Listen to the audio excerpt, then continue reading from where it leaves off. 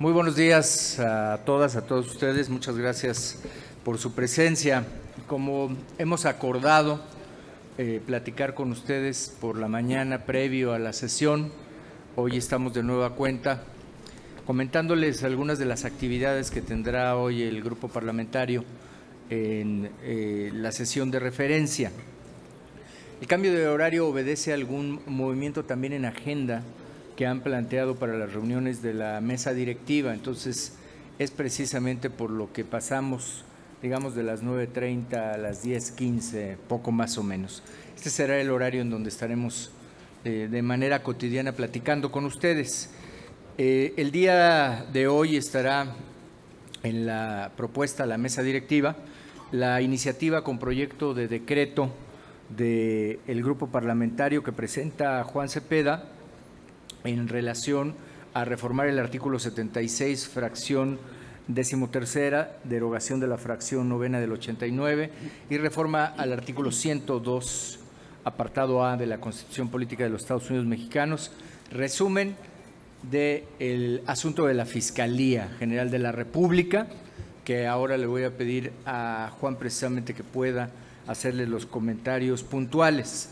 De la misma manera está un punto de acuerdo que se refiere al senador Rogelio Israel Zamora, que apunta hacia la solicitud para que se dupliquen los recursos económicos destinados a educación superior, derivado de las problemáticas que ustedes han tenido aquí mismo cuenta por parte de los diferentes rectores de más de 10 universidades del país que enfrentan una crisis económica y que con esta previsión para 2019, que implicaría duplicar esos ingresos, se pueda hacer una medida preventiva efectiva, financiera, que garantice a los estudiantes su derecho a la educación superior, este derecho humano. Rogelio hará algunos comentarios también y tenemos inscritas también efemérides para conmemorar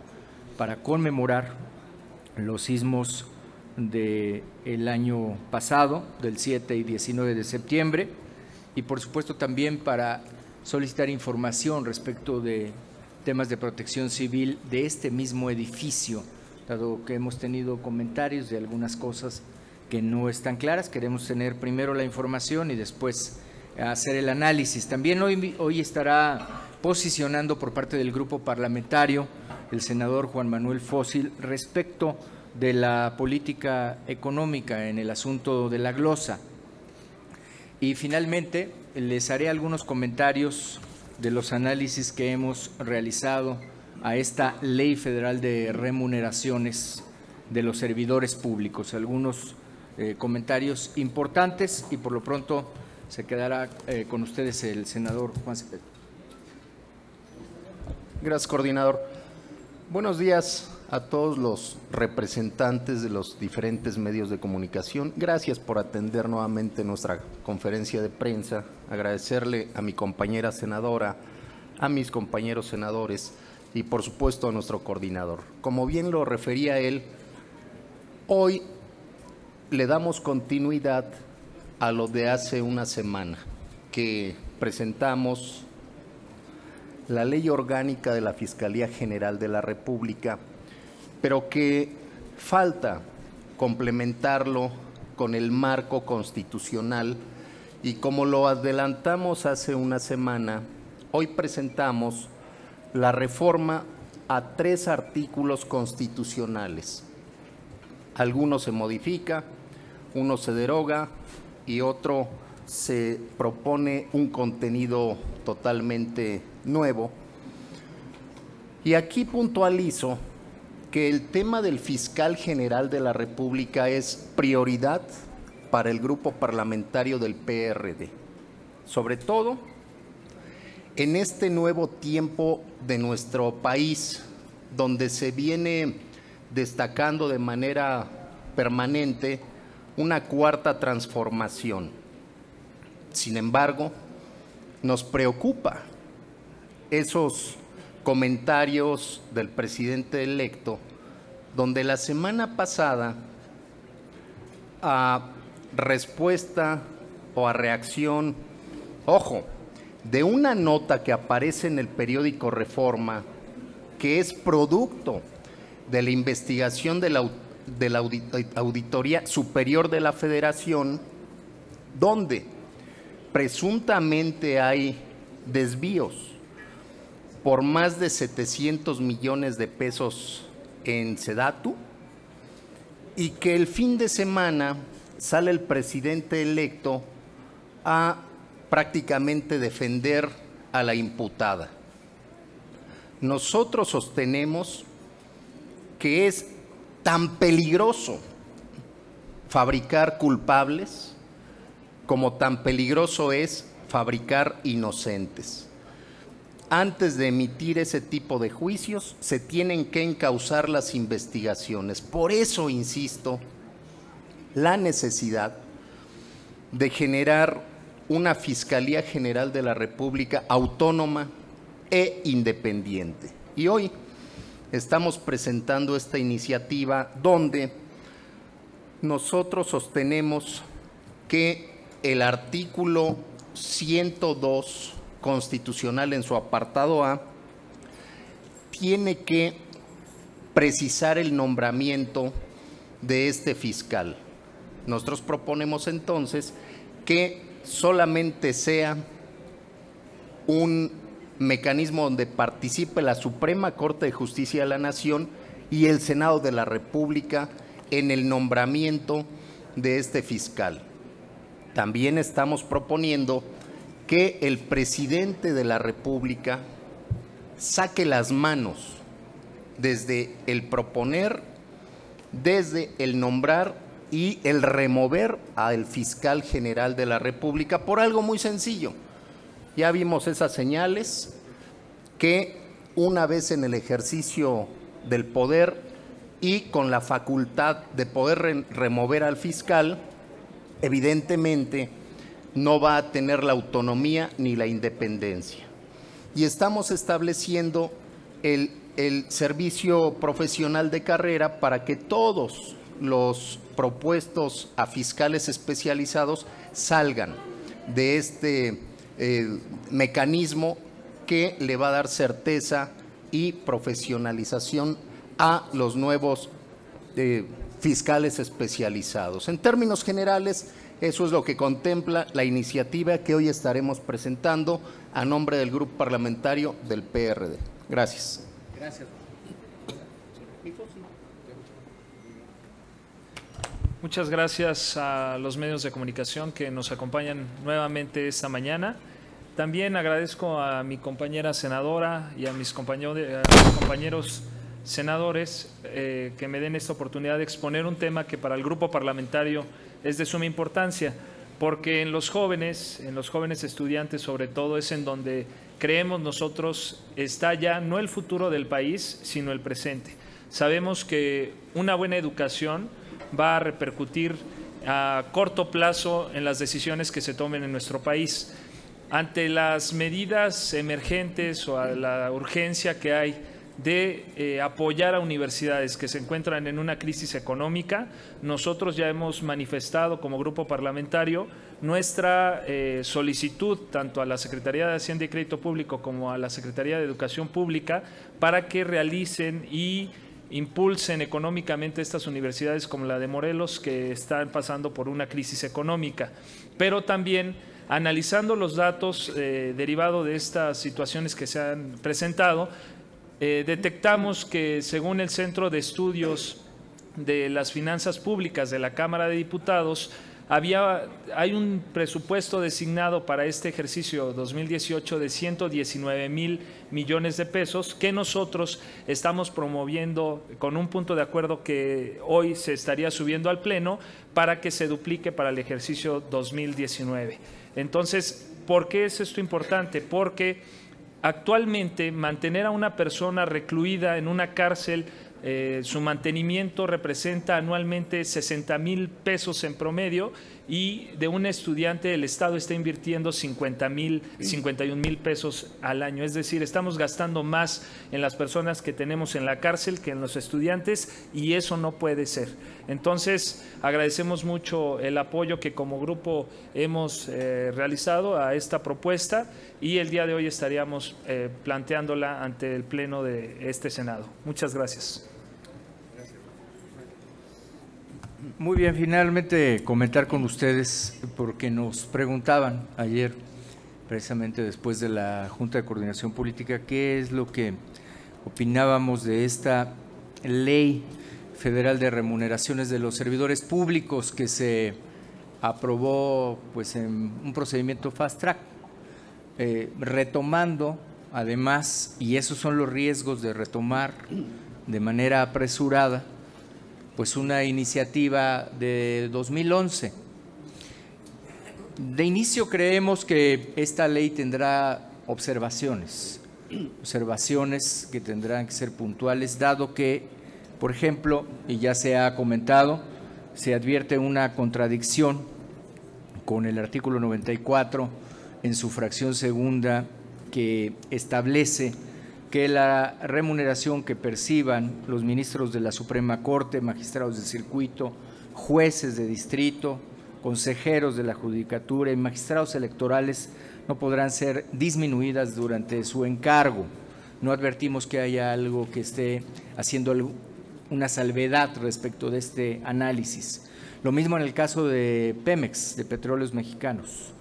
Ahí se advierte pues que la ley de petróleos determina el régimen de las remuneraciones de su personal, así se establece en la fracción décima del artículo 13 de la ley de petróleos.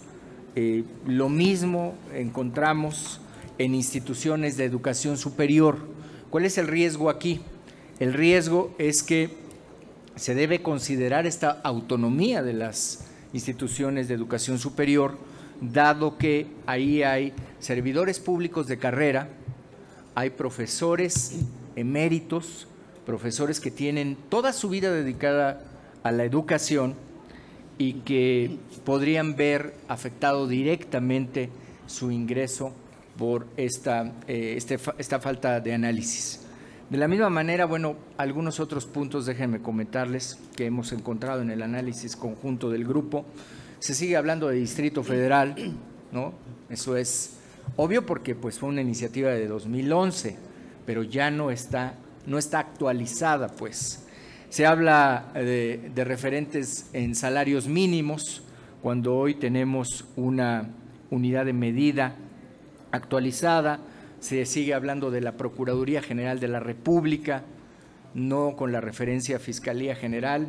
Se habla del IFE, cuando ahora tenemos el INE. Soslaya el Sistema Nacional Anticorrupción. En los artículos transitorios está en contradicción con el presupuesto de egresos de la Federación.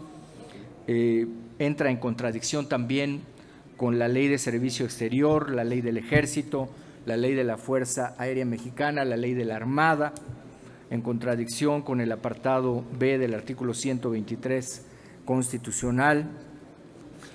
Y bueno, pues sigue haciendo referencia a los delitos de servidores públicos, en lugar de hablar de delitos de hechos de corrupción. Esto que les estoy mencionando son reformas, en muchos de los casos que ya están vigentes, que hoy forman parte del derecho positivo mexicano y que están en contradicción con esta ley. Es decir, hay notas muy claras que muestran pues que fue apresurada su aprobación, que no tiene un análisis puntual. En el espíritu, lo que se ha planteado, bueno, pues es que haya salarios que estén acordes al desempeño de la actividad y por supuesto que no sean remuneraciones estrafalarias. Pero aquí me parece que hay un análisis que se requiere hacer con mucho mayor detalle. Nosotros en el grupo parlamentario, pues lo que estamos refiriendo es, hay cosas clarísimas que están en contradicción con leyes, con ordenamientos, con la propia Constitución, y lo dejamos anotado ahí. Así lo vamos a seguir señalando. Será una tarea ahora de la Consejería Jurídica de la Presidencia poder hacer notar estas contradicciones y mandar las observaciones correspondientes para que en su caso la soberanía que corresponda pueda subsanarlas. Es lo que queríamos comentarles. Muchísimas gracias. Coordinador, la primera pregunta es de Leticia Robles, de Excelsior. Buenos días. Entonces, Buenos días. muy buenos días a todos. Entonces, con lo que usted acaba de decir, está de facto llamando al Poder Ejecutivo a que vete esta ley, es decir, que la observe y la regrese al Legislativo para que se le puedan hacer los cambios antes de que pueda entrar en funciones o en vigor, y esto le correspondería a Enrique Peña Nieto. Se tiene que corregir, creemos que se tiene que corregir por lo que acabamos de señalar. O sea, sería muy lamentable que tuviéramos una ley que no estuviera, cuando menos, actualizada, ¿no? Que siga hablando del IFE, pues nos parece algo que da una nota clarísima de que no está actualizada. Entonces, que no la decrete, sino que la regrese Pues se tendrá al que Legislativo. corregir, me parece que es el procedimiento que se marca en nuestro sistema jurídico. Ok, les quiero preguntar de dos temas fundamentales, uno que tiene que ver con la inseguridad. Ayer la senadora Olga Sánchez Cordero informó que la amnistía que ellos quieren aplicar se va a dirigir nada más a mujeres utilizadas como mulas para transportar drogas, a campesinos obligados a sembrar y a jóvenes que consuman drogas. Pero también hemos visto en las últimas horas un problema muy fuerte en la capital del país que tiene que ver con drogas, un asesinato en Garibaldi, un lugar tan emblemático, turístico y del centro de la Ciudad de México. Preguntarle al senador Mancera si sigue pensando que en la Ciudad de México no existen cárteles de la droga y que esto nada más son cosas de narcomenudistas. Y por otra parte, en otro tema, preguntarle al senador Cepeda, ¿qué se habló hoy en la mesa directiva respecto al polémico tuit que se dio a conocer de manera institucional por el Senado en torno a la Cuarta Transformación y que tengo entendido tendrá algunas consecuencias, pero me gustaría que nos detallara quién lo hizo, quién lo ordenó, por qué se publicó y todas esas cosas las vieron en mesa directiva? Muchas gracias. Mira, hemos insistido y el grupo parlamentario ha presentado una iniciativa para que se puedan incrementar las penas por narcomenudeo.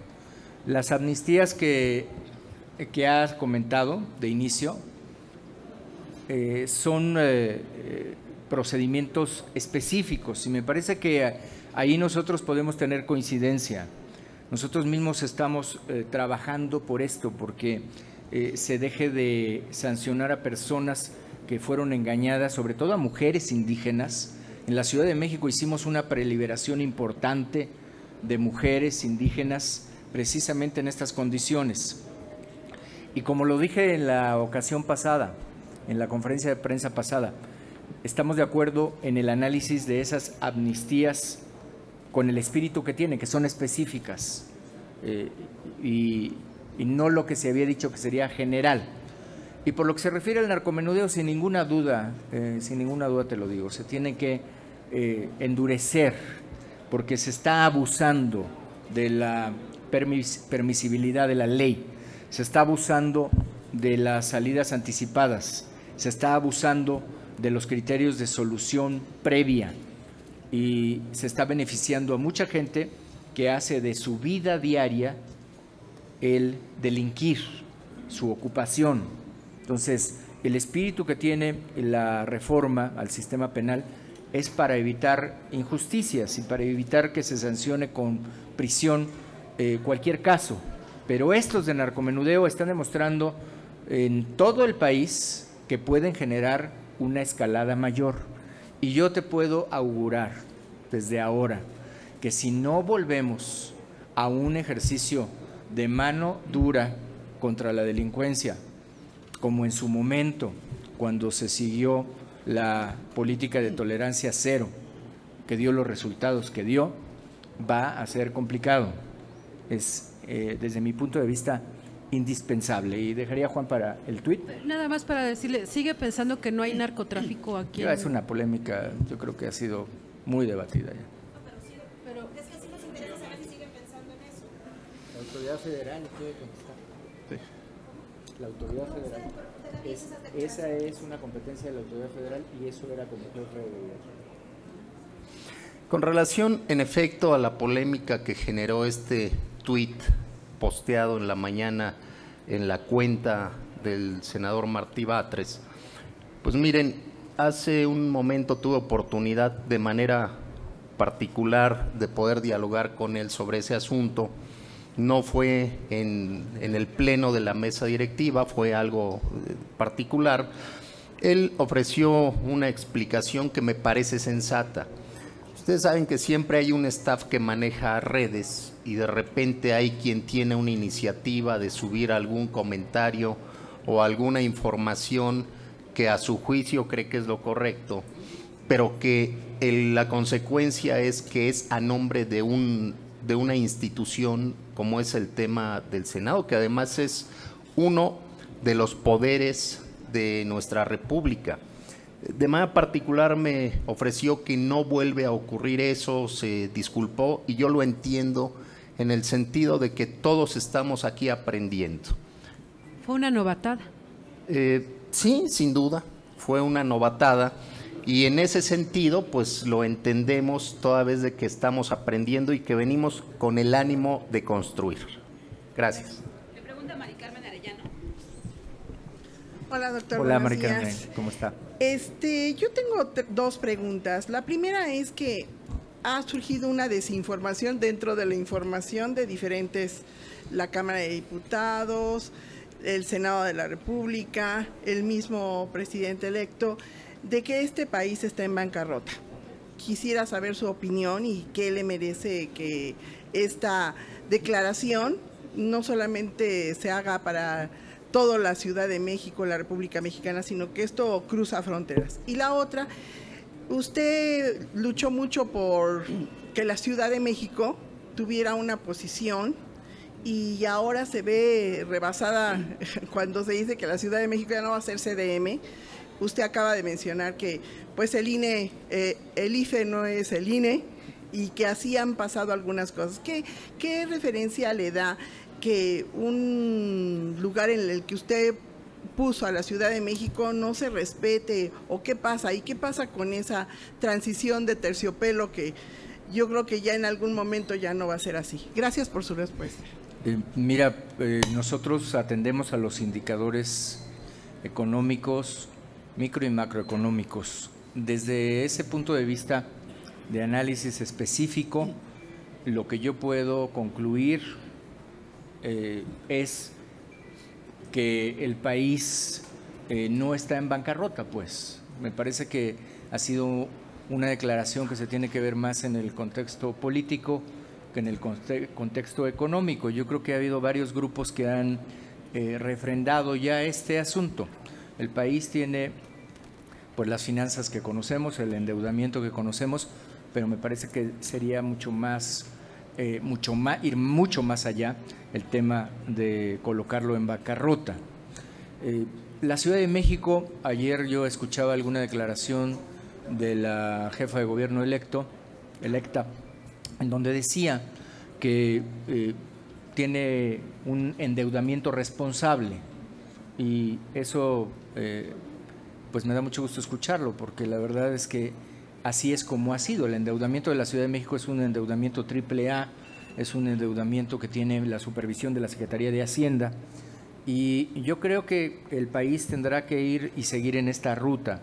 Ojalá se cuiden todos estos conceptos macroeconómicos y microeconómicos. Lo otro me parece que ha sido pues una declaración más bien en un contexto político. Eso es lo que yo entendería. Y la transición pues sigue su ruta. Nosotros somos respetuosos, nos hemos mantenido al margen, incluso en el día de ayer que teníamos invitación para estar ahí en el Congreso de la Ciudad de México, bueno, había agenda con el propio grupo parlamentario y nosotros hemos realizado la tarea que se tenía que hacer. Hoy la Ciudad de México tiene la primera constitución, está operando con ella y yo creo que tiene todavía muchas cosas en las que trabajar, ¿no? Y nosotros queremos que le vaya bien a la ciudad. Enrique Cerda, La Razón. Senadores, buenos días, senadora. Buenos días. 3 preguntas. La primera es, hoy se discute, si no me equivoco, el tema de las comisiones. Si pudieran adelantarnos, ¿cómo quedaría el caso del PRD? Si tienen ya pues algunas propuestas para dirigir algunas comisiones, en fin, si nos pueden adelantar algo. La otra, ¿acompañarían ustedes una posible controversia del PAN, como anunció Romero Hicks, en el tema de la ley de remuneraciones? Plantea una posible controversia constitucional, si se aprueba, desde luego. Y en este mismo tema, ¿qué le dirían a los ciudadanos? El tema se ha centrado en ámbitos políticos, en actores políticos. Sin embargo, pues hay un sector de la población que pudiera no estar tan en desacuerdo de que se le bajaran los sueldos a los funcionarios. A los ciudadanos, ¿qué les dirían? ¿Qué explicación les darían en este tema? Muchas gracias. ¿Quieres platicar lo de las...? Sí, muy buenos días a todas, a todos, compañeras senadoras, senadores. En el tema de las comisiones no hay aún todavía nada concretado. Se está en diálogo, hay el interés, por supuesto, de todas y todos construir un gran acuerdo y se está a punto de lograrse, pero no hay nada concreto. No puedo adelantar algo que no esté concreto. Estamos en eso, en esas pláticas aún. Gracias. Evelyn Cervantes, de Reforma. Perdóname, sí, ¿cuál? Bueno, mira, va de la mano de lo que acabamos de platicar. Vamos a esperar a ver qué es lo que dice Consejería Jurídica, dado pues esto que estamos advirtiendo, que son notorias inconsistencias o notorias faltas de actualización en la propia ley y que entran también en antinomias, digámoslo sin el término técnico, en contradicción, en choque con otras leyes. Así que pues lo primero es que quede bien depurado y después el grupo hará su análisis, por supuesto. Partiendo de un principio, lo que nosotros dijimos aquí, por ejemplo, cuando se habló de austeridad en el Senado de la República, le dijimos a Morena, le dijimos al senador Monreal, adelante, nosotros estamos de acuerdo con la austeridad, pero que no se afecten derechos laborales de los trabajadores del Senado y trabajadoras del Senado, que no se baje la calidad de la respuesta institucional y obviamente que haya una política de estabilidad del propio Senado. Eso me parece que aplica en general. Si esta ley, como estamos observando ahora, que podría afectar, por ejemplo, a los maestros, ¿no?, a maestros eméritos, a instituciones autónomas, académicas, pues yo creo que ahí hay que tener cuidado, hay que analizarlo con más detalle. Ahí es donde no estaríamos compartiendo el punto de vista, ¿no? Los ciudadanos, pues que vamos a buscar primero lo que el PRD ha impulsado siempre, que es que haya un salario digno. Es lo que queremos, es el mensaje que vamos a estar dando desde el Senado. Queremos que se logre este incremento del salario mínimo. Entonces, lo primero que la gente debe saber es que estamos desde abajo construyendo, pues, desde los que menos ganan. Y después estamos totalmente de acuerdo con la austeridad. Nosotros hemos ajustado. En la Ciudad de México es donde tenemos una ley de austeridad. Yo creo que ahí está el ejemplo, claro. Ahí lo tenemos. Esa está aprobada y vigente desde hace varios años. Así que eso lo vamos a estar acompañando. Pero sí, también decirle a la gente que estaremos listos a su defensa en donde pudiera ir más allá de lo que es una austeridad entendida con la eficacia, eficiencia y no afectación de derechos laborales.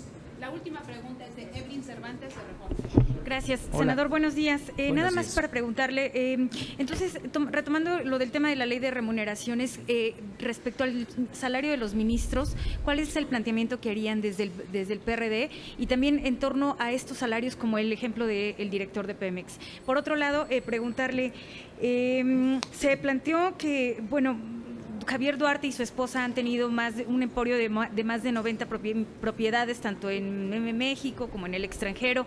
Y quisiera preguntarle, ¿hay algún planteamiento desde el grupo parlamentario del PRD en el Senado para seguir con las investigaciones respecto a este caso del exgobernador de Veracruz?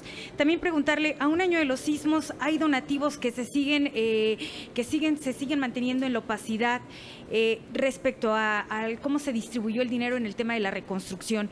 Desde el Senado de la República, particularmente el grupo parlamentario del PRD, ¿qué acciones consideran que pueden implementarse de alguna manera para transparentar este tema? Sí, déjame empezar por este último. La Ciudad de México no recibió ningún donativo en efectivo, más que los que comentamos en su momento de manera pública.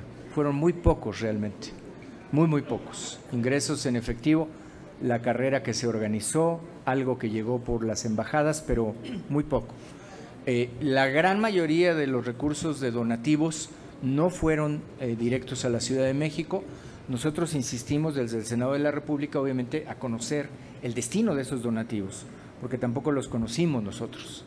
Eso llegó y se canalizó a fundaciones, a instituciones, a fideicomisos, a otros lugares, pero no, digamos, a la Ciudad de México.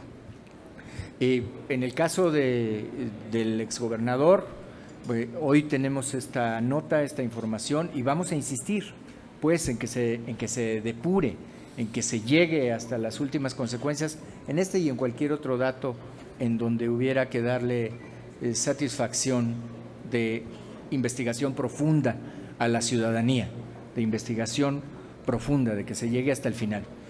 Y en esta ley, lo que nosotros decimos es, tú no puedes promulgar una ley que entre en conflicto inmediato con la Constitución.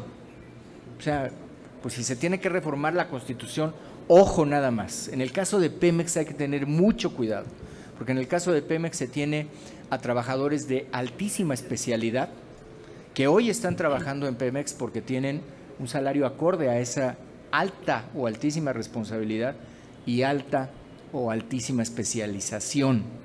Entonces, no se vaya a cometer un error. Eso es lo que nosotros tenemos que cuidar. Nada más, me permite una precisión. En el tema del narcotráfico, ¿cuál sería el esquema bajo el cual se pueden endurecer? Ya la semana pasada nos comentaban de esta ley para ampliar el circuito en términos de del narcomenudeo en las escuelas, pero ¿habría otros esquemas? En la extinción de dominio. El grupo del PRD está trabajando ya en extinción de dominio y nosotros estamos claros que ahí se tiene que poner énfasis. La Ciudad de México bajó el robo de vehículo a través de extinción de dominio. Aquí se robaban 100 vehículos diarios, nosotros lo dejamos en 40 vehículos, no obstante de tener un padrón de casi 6 millones de unidades, ¿no? Entonces, me parece que la extinción de dominio es algo que se tiene que perfeccionar, la ley se tiene que perfeccionar y va a ser aplicable a muchos de los casos que interesan a la ciudadanía. Gracias. Muchas gracias por su atención, buen día.